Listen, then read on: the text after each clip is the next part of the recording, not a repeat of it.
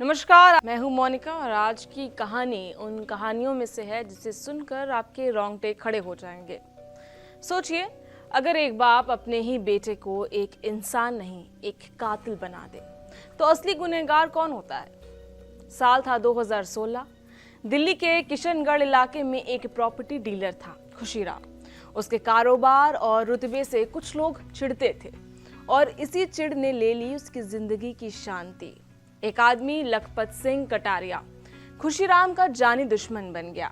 एक दिन लखपत ने उस पर जानलेवा हमला किया, गोलियां चली और खुशीराम 9 महीने तक बिस्तर से उठ नहीं सका।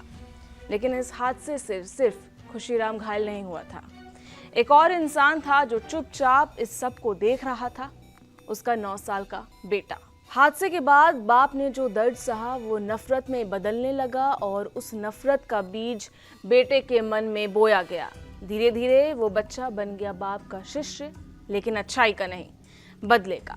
17 की उम्र आते आते बेटा लड़ाई झगड़े करने लगा, मोहल्ले में डर फैलाया, झूठ बोले, सीसीटीवी में छुपना सीखा, सब कुछ सीखा सिर्फ एक दिन के लिए, कत्ले के दिन के लिए। साल 2023, बेटा अब 17 साल 364 दिन का है। सिर्फ एक दिन बाद वो बालिग हो जाएगा। खुशीराम ने प्लान बनाया कि कत्ल आज ही होगा, ताकि कानून कहे नाबालिग है, सुधर सकता है। 15 दिन तक लखपत सिंह की हर हरकत देखी गई, रेकी हुई, सीसीटीवी का ध्यान रखा गया और एक दिन पार्क में 4 गोलियां चली।